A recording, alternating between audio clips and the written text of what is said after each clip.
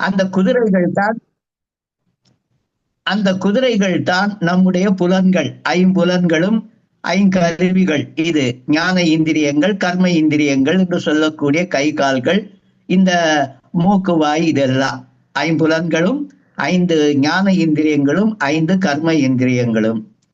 இதை நடத்துவதற்கு, இந்த இந்திரியங்கள் எல்லாம் வேலை செய்வதற்கு நமக்கு மனம் வேண்டி இருக்கு. இந்த மனத்தை அந்த புலன் மீது வைத்தால்தான் அந்த புலன் வேலை செய்யும். இல்லைன்னா புலன் வேலை செய்யறது மனதிற்கு தெரியாதுன்னு வைத்துக் கொள்ளுங்கள், நாம் அதை உணர மாட்டோம். ஆகையினால புலன்களை, இந்த குதிரைகளை ஓட்டுவதற்கு ஒரு தேரோட்டி வேண்டி இருக்கு. அந்த தேரோட்டி தான் மனசு. எல்லாம் கிடைச்சிருச்சு. இப்போ புலன்கள், குதிரைகள் தங்கள் பாட்டுக்கு ஓடிடக்கூடாது இல்லைங்களா? அதனால அதை கடிவாளம் போட்டு கட்டப்பட்டிருக்க வேண்டும். அதனுடைய கண்ட்ரோல் நம்ம கையில இருக்கணும்.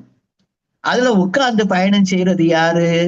இந்த இதுல ஆன்மா, ஆன்மாவாகிய நான் தான் உட்கார்ந்து இருக்கேன். இப்படி ஒரு கம்பாரிசனை கொடுத்து இதன் விளக்கிட்டே வர்றாரு. அப்போ எப்போது இது ஒரு தேரோட்டமாக அமைந்திருக்கிறதோ, அப்போ தேரோட்டம் எப்படி இருக்கு, வாழ்க்கை எப்படி இருக்கு என்கிறத பத்தி விளக்கம் அமைந்திருக்கிறது. பயணத்தின் வேகமும் வெற்றியும் குதிரைகளை பொறுத்து அமைகிறது. இதை நேற்று பார்த்தோம். பயணத்தின் வேகமும் வெற்றியும் குதிரைகளை பொறுத்து அமைகிறது. அது எவ்வளவு வேகமா போகுதோ, எவ்வளவு நேரா போகுதோ, அந்த அளவுக்கு நம்முடைய பயணம் சீக்கிரம் முடியும், அண்ட் சக்சஸ்ஃபுல்லாவும் முடியும். நினைத்த இடத்துக்கு போய் சேர்ந்துருவோம். குதிரையின் வேகம் கடிவாளத்தால் கட்டுப்படுத்தப்படுகிறது. அங்கேயும் இங்கேயும் ஓடிடக்கூடாது குதிரை, அந்த பக்கம் இந்த பக்கம் போயிடக்கூடாது. அதனால கடிவாளம் அவைகள் கட்டப்பட்டு அந்தவனுடைய கட்டுப்பாட்டில் குதிரைகள் உள்ளன. கடிவாளத்தின் இயக்கம் அது யார் கையில இருக்கு? தேரோட்டியை பொறுத்தது. கடிவாளத்தின் இயக்கம் தேரோட்டியை பொறுத்து, அவன் கண்ட்ரோல்ல இருக்கு, அவன் தான் இழுத்து அதை நடத்துறான். எனவே பயணத்தின் வெற்றியோ தோல்வியோ தேரோட்டியால் நிர்ணயிக்கப்படுகிறது. ஆகையினால டிரைவர் எஃபிஷியண்டா இருந்தால், டிரைவர் புத்திசாலியாக இருந்தால், கைடாக நல்லவனா இருந்தா, அப்பதான் நம்முடைய பயணம் வெற்றிகரமாக அமையும். இந்த காலத்துல ரோடு எப்படி இருக்குன்னு தெரிஞ்சுக்கிறதுக்கு முந்தி காலத்துல எல்லாம் கேட்டு கேட்டு தெரிந்து கொண்டே போவோம். பக்கத்துல போகணுங்க, எப்படி போறதுன்னுட்டு நாம வழியில கேட்டு கேட்டு சென்று கொண்டே இருந்தோம். இன்னைக்கு அது தேவையே இல்லை. கூகுள்ல மேப்பை போட்டான்னா ரோடு மேப்பு காமிச்சிருது. அது காமிக்கிற பாதையிலேயே போயிட்டே இருக்கலாம். அந்த வகையில அப்போ அதை பார்த்து ஓட்டினா கூட டிரைவர் கவனமாக இருக்க வேண்டும். திறமைசாலியாக இருந்தால்தான் வாகனத்தை நன்றாக ஓட்ட முடியும். ஆகையினால போய் சேர வேண்டிய இடத்துக்கு குறிப்பிட்ட நேரத்தில், குறிப்பிட்ட வகையில் சேஃபா போய் சேரணும்னு சொன்னான்னா டிரைவருடைய எஃபிஷியன்ட். எனவே பயணத்தின் வெற்றியோ தோல்வியோ தேரோட்டியால் நிர்ணயிக்கப்படுகிறது. அதை விட்டுட்டு இதெல்லாம் சரியில்லாம இருக்கும்போது குதிரையை அடிக்கிறதுனாலோ இல்லைன்னா கடிவாளத்தை மாத்தி மாத்தி டைட்டா பிடிக்கிறதுனாலோ பிரயோஜனம் இல்லை இல்லைங்களா? குதிரைகளுடன் போராடுவதாலோ கடிவாளத்தை மாற்றுவதாலோ எந்த பயனும் கிடையாது. அப்போ வேற என்ன வேணும்? தேரோட்டி திறமைசாலியாக இருந்தால் பயணம் எவ்வித தடங்கள் இன்றி நடைபெறும். So everything depends upon the charioteer. Everything depends upon the driver.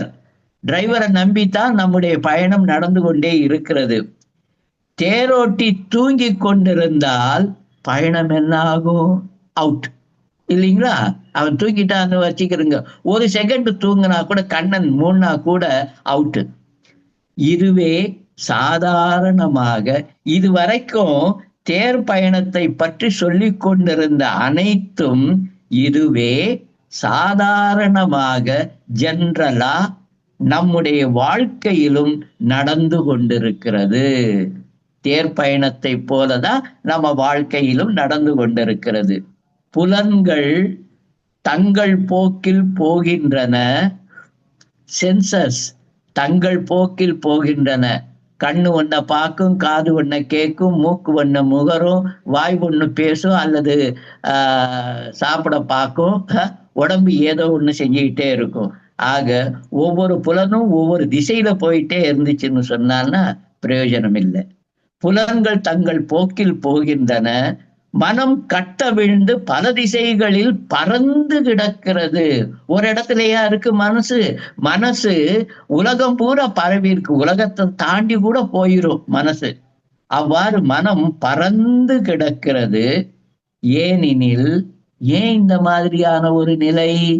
ஏனெனில் புத்தி விழிப்புறவில்லை. தேரோட்டி தூங்குறான்ப்பா. புத்திங்கிறது தான் தேரோட்டி. இந்த தேரோட்டி தூங்குனான்னா குதிரையும் சரியா ஓடாது, வண்டியும் சரியா இருக்காது, இல்லைங்களா? சோ ஏனெனில் புத்தி விழிப்புறவில்லை. இந்த நேரத்தில் தேரோட்டியாகிய புத்தியை எழுப்புவதே நாம் செய்ய வேண்டியது. கார்ல போயிட்டே இருக்கோம், நாமளும் பார்த்துக்கிட்டே இருக்கோம், பின்னாடி உட்கார்ந்து அல்லது டிரைவரோட உட்கார்ந்து பார்த்துக்கிட்டே இருக்கோம். நேரா போயிட்டே இருந்த கார் திடீர்னுட்டு லேசா ஒரு பக்கம் திரும்பின மாதிரி ஆகுது. ஏன் இப்படி திரும்புதுன்னுட்டு பார்த்தானா டிரைவர் லேசா தலை அப்படி அசைறாரு. யோ யோ யோன்னு நாம அவரை தட்டி எழுப்பிடுறோம். என்ன பண்ற, கொஞ்சம் ஓரத்துல நிப்பாட்டு, வேணும்னா கொஞ்ச நேரம் தூங்கிட்டு அப்புறம் வண்டியை எடுக்கலாம் அவரை எழுப்புறோம், இல்லைங்களா? சோ தூங்கக்கூடிய தேரோட்டியை, டிரைவரை நாம எழுப்புனாதான் நம்முடைய பயணம் அமைதியானதாக, பாதுகாப்பானதாக, சேஃபாக நடக்கும். இல்லைன்னா பயணம் அவுட்டு, வாழ்க்கையே அவுட்டு. ஏனெனில் இந்த நேரத்தில் தேரோட்டியாகிய புத்தியை எழுப்புவதே நாம் செய்ய வேண்டியது. பல நேரங்களில் தவறி விடுகிறோம். இம்பல்ஸினால, உணர்ச்சியின் மன எழுச்சியினால உன்னை சொல்றாங்க, உடனே மனம் உணர்ச்சி வசப்பட்டு எழுந்து விடுகிறது. அதுதான் இம்பல்ஸ். தெருவில் போயிட்டே இருக்கேன், அப்படி பாக்குறேன், ஆகா என்ன அருமையான சட்டை தொங்கிட்டே இருக்கு, ரொம்ப பிரமாதமா இருக்கு டிஷர்ட், அதை வாங்கிடணும். கையில காசு இருக்கா? இருக்கு, ரைட்டு, போய் வாங்கிடுவோம். போய் வாங்கிடுறேன், அதை போய் இம்பல்ஸ்னால போய் வாங்கிடுறேன். வாங்கின உடனே தான் பார்சல் கட்டிட்டு வெளியே வந்த பிறகுதான் ஞாபகம் வருது, இந்த காசை நான் என்னுடைய சுகர் மாத்திரையை வாங்குறதுக்காக வச்சிருந்தேன், அதை இங்க போட்டுட்டேன். இப்போ நான் சுகர் மாத்திரையை சாப்பிட்டு என்னுடைய வியாதியை குறைத்து கொள்வதா அல்லது இந்த சட்டையை போட்டுக்கிறதா? Which is good? இது புத்தி நிர்ணயிக்கணும். ஆனா புத்தி என்ன ஆச்சு? புத்தி தூங்கிருச்சு. அப்ப என்ன ஆயிடுச்சு? மன எழுச்சி கிளம்பிருச்சு, உணர்ச்சி கிளம்பிருச்சு, இல்லைங்களா? So we must not act according to the impulses. இம்பல்ஸ்னால, மன எழுச்சியினால காரியங்கள், செயல்களில் ஈடுபடக்கூடாது. அந்த வகையில் சிந்தனையையும் செலுத்தக்கூடாது. இம்பல்சிவா சிந்தனையும் செய்யக்கூடாது, அது தவறுல போய் முடியும். சோ இந்த நேரத்தில் தேரோட்டியாகிய புத்தியை எழுப்புவதே நாம் செய்ய வேண்டியது. அதை செய்யாமல், புத்திய விழிக்க வைக்காமல், தேரோட்டியை விழிக்க வைக்காமல், மனத்துடனோ புலன்களுடனோ போராடுவது பயனளிப்பதில்லை. புலன்களின் வேலை, புலன்களுடைய இயக்கம் என்ன? அதனுடைய வேலையை அது செய்யும். கண்கள் பார்க்கும், காதுகள் கேட்கும், மூக்கு முகரும், வாய் சுவைக்கும். ஒருத்தர் பிரம்மச்சரியத்தை அனுஷ்டிக்கணும்னு நினைச்சிட்டாராம். அவர் என்ன பண்ணிட்டாருன்னா, நான் உடனே அனுஷ்டிக்கணும்ங்கிறதுனால நான் கல்யாணம் கட்டிக்கிற போறது இல்லைன்னா உடனே ஒரு சபதம் எடுத்துக்கொண்டார், நான் பிரம்மச்சரியாவே இருப்பேன்னுட்டு. குருகுலத்துல உட்கார்ந்துட்டு அந்த சபதத்தை எடுத்துக்கிட்டு வெளியே வந்தார். லேடிஸ் அப்படி போயிட்டே இருக்காங்க, குடம் எடுத்துக்கிட்டு போறாங்க. அவங்கள பார்த்தாரு, மனசு ஓடிடுச்சு, அந்த பக்கம் போயிருச்சு, இம்பல்ஸ் போயிருச்சு. உடனே என்ன பண்ணாரு, அது தப்புன்னு இவருக்கு தெரிஞ்சிருச்சு. ஐயோ தப்பு பண்ணிட்டேனே, என்னடா இனிமே பார்க்க கூடாதுன்னு நினைச்சுக்கிட்டாரு. அடுத்து இன்னொரு செட்டு வந்துச்சு, அவங்களையும் பார்த்துருச்சு கண்ணு. பார்த்தாரு, இந்த கண்கள் பார்த்து கொண்டே இருக்கின்றன, ஆகையினால எனக்கு மனசு கெட்டு போகுது, அதனால கண்களை பிடுங்கிடலான்னுட்டு அங்க கிடந்த ஒரு குச்சி எடுத்து கண்ணை பிடுங்கி போட்டுட்டார். 2 கண்ணையும் பிடுங்கி போட்டு தன்னை குருடனாக்கி கொண்டார். பிசிக்கல் கண்கள் போய்விட்டன, பௌதீக கண்கள், ஊனக்கண்கள் போய்விட்டன. ஆனா ஏற்கனவே அந்த பெண்களை பார்த்த ஞாபகம் மனசுல இருக்கு. கண்கள் போனாலும் கண்கள் இனிமே பெண்களை பார்க்காது. ஆனா உள்ளே புகுந்த அந்த பெண்கள் அங்கே மனத்திலேயே உட்கார்ந்து இருக்கிறார்கள். அவங்களை எப்படி வெளியேற்றுறது இல்லைங்களா? ஆகையினால இந்த இடத்துல புலன்களோட அடக்குவதோ அவற்றோடு போராடுவதோ பலன் அளிக்காது. அப்போ புத்தியை எழுப்புதல் அல்லது மனத்துடன் மனமே அதெல்லாம் செய்யாதே என்னட்டு நீ மனத்தை அமுக்க அமுக்க இன்னும் வயலண்டா ஒரு இடத்துல வெளிமலை போல வெடிக்கும். ஆகையினால மனத்தை சப்ரஸ் செய்யறதோ, புலன்களை பிடுங்கி போடுறதோ, காயப்படுத்துவதோ நமக்கு பலன் அளிக்காது. அதுக்கு பதிலா அவேக்கன் யுவர் புத்தி, நாலேஜ், இதை அவேக்கன் பண்ணு, இதை எழுப்பு என்கிறாரு. புத்தியை எழுப்புதல் அல்லது புத்தி வெளிப்படைதல், அதை வெளிப்படைய செய்யணும். ரைட்டு சார், இதெல்லாம் ஒத்துக்கிறோம். புத்தியை எழுப்புறது என்ன அப்படின்னா என்ன சார்? புத்தி வெளிப்படைதல் என்றால் என்ன, அதை கொஞ்சம் விளக்க முடியுமான்னு ஒரு கேள்வி எழுது. எஸ், அந்த கேள்விக்கும் பதில் இருக்கு. சாதாரணமாக புத்தியை எழுப்புதல் என்றால் என்ன என்ற கேள்விக்கு இப்போது பதில். சாதாரணமாக அறிவு, நாலேஜ், புத்தி 3 நிலைகளில் செயல்படுகிறது. 3 விதமா, 3 ஸ்டேட்ஸ், ஃபங்க்ஷனிங் இன் 3 ஸ்டேட்ஸ், 3 விதமா அது செயல்படுது. முதல் 1வது என்னன்னா இயல்பு உணர்ச்சி. நாம ஆங்கிலத்துல இதை இன்ஸ்டிங்க்ட் என்கிறோம். இயல்புணர்ச்சி, இயல்பு உணர்ச்சி, இயல்புணர்ச்சி இன்ஸ்டிங்க்ட். 2வது அறிவு. அறிவு என்ன இன்டலெக்ட், ஆங்கிலத்துல இன்டலெக்ட் என்கிறோம். வெறும் நாலேஜ் இல்ல, கூர்மையான நாலேஜ், ஒர்க்கிங் நாலேஜ், தூங்குற நாலேஜ் இல்ல, working dynamic knowledge. So intellect, அதுதான் இன்டலெக்ட், அறிவு. 3வது உள்ளுணர்வு. உள்ளுணர்வு என்ன இன்ட்யூஷன், இன்ட்யூஷன், இது 3வது. சோ நமக்கு அறிவு 3 நிலைகளிலே செயல்படுகிறது. இயல்புணர்ச்சி, அறிவு, உள்ளுணர்வு, இன்ஸ்டிங்க்ட், இன்டலெக்ட், இன்ட்யூஷன், 3 ஐ. இந்த 3 ஐல செயல்பாடு நடக்குது. ரைட். இயல்புணர்ச்சி என்றால் என்னன்னு பார்த்தோம்னா, ஒரு குறிப்பிட்ட சூழ்நிலையில் இயல்பாக எழுகின்ற உணர்ச்சி ஆகும். ஒரு குறிப்பிட்ட சூழ்நிலையில் இயல்பாக எழுகின்ற உணர்ச்சி ஆகும். நான் ஒன்னும் ரேஸ்ல ஓடுற ரன்னர் கிடையாது, நான் ஒரு எக்ஸசைஸ் பண்றவனும் கிடையாது, எனக்கு பிசிக்கல் எக்ஸசைஸ் எல்லாம் தெரியாது, தடால் புடால்னுட்டு அடிச்சு பிடிச்சுக்கிட்டு ஓடுற மாதிரி எல்லாம் தெரியாது எனக்கு. நிதானமா சாதாரணமா தான் நான் நடப்பேன், அப்படித்தான் இருப்பேன். அப்படி இருக்கிறவன் நான் எங்க பிளாட்பாரத்துல இருந்து மெயின் ரோட்ல அடுத்த பிளாட்பாரத்துக்கு போகணும். அப்படி போயிட்டு இது ரோட்ல போன பிறகு திடீர்னு பார்த்தா என் வலது பக்கத்துல இருந்து ஒரு பஸ் வேகமா வர்றது தெரியுது. எனக்கும் பஸ்ஸுக்கும் ஒரு 10 அடி டிஸ்டன்ஸ் தான் இருக்கும். அவனும் அவனுக்கு என்ன ஆச்சோ தெரியல, அவன் கட்டுப்படுத்தல.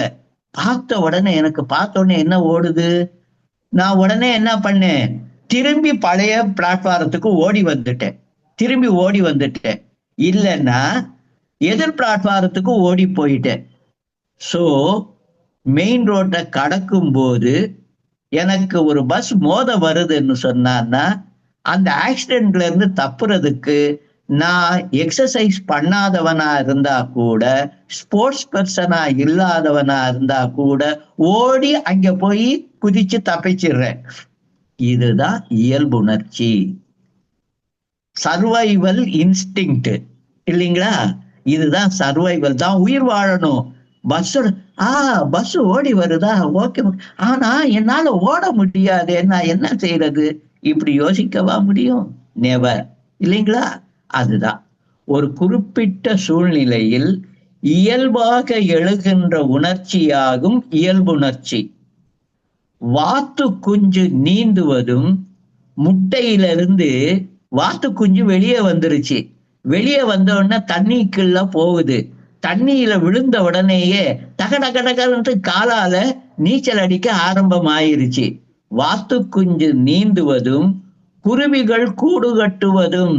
கூட்டிலேயே இருக்கு குருவிகள், சின்ன சின்ன குருவிகள். அந்த குருவிகள் பெருசான உடனே பறந்து போயிருச்சு. இன்னொரு இடத்துல போய் அது கூடு கட்டுது. கூடு கட்டுவதற்கு குச்சிகளை, இலைகளை எல்லாம் பொறுக்கி பொறுக்கி கொண்டு வந்து கூடு கட்டுது.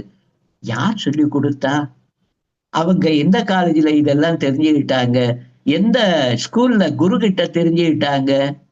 இதுதான் என்னது? இன்ஸ்டிங்க்ட். வாத்து குஞ்சு நீந்துவதும், குருவிகள் கூடு கட்டுவதும் யாரும் கற்றுக் கொடுக்கவில்லை. அவைகளுக்கு யாரும் கற்றுக் கொடுக்கவில்லை. பிறவியிலிருந்தே இவை அவற்றிடம் இயல்பாக உள்ளன. இந்த இன்ஸ்டிங்க்ட் பூரா நேச்சுரலா அவங்க கிட்ட இருக்கு. அப்படித்தான் இருக்கும். சோ ஒவ்வொரு உயிரினத்துக்கும் ஒரு இயல்புணர்ச்சி, ஒரு இன்ஸ்டிங்க்ட் இருக்கு. எப்படி வாத்து குஞ்சுக்கு இருக்கோ அதே மாதிரி மனுஷனுக்கும் இருக்கும். ஒரு இயல்புணர்ச்சி இருக்கும். அதன்படிதான் அவன் நடக்கிறான். ஒவ்வொரு மனிதன், இங்க என்ன ஒரு விஷயம்னா, எல்லா வாத்து குஞ்சும் நீந்தும், மனிதர்கள் நாம வேறு வேறா இருக்கோம், இல்லைங்களா?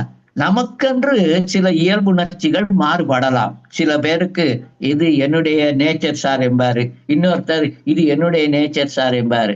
இப்படி மாறலாம். பட் பேசிக்கலா எல்லாருக்கும் ஒரு ஆசை இருக்கு. என்ன? உயிர் வாழணும், இல்லைங்களா? அது மாறாது. சோ உயிருக்கு எப்போது ஆபத்து வருதோ அந்த ஆபத்திலிருந்து மீள வேண்டும் என்பது இன்ஸ்டிங்க்ட். அவ்வளவுதான்.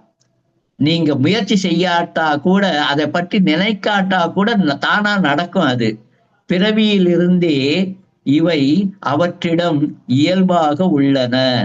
அதுபோல் ஒவ்வொரு மனிதனிடமும் பாத்தீங்களா, ஒவ்வொரு மனிதனிடமும் இயல்பாக காணப்படுகின்ற இயற்கையான மனப்போக்குகள். So this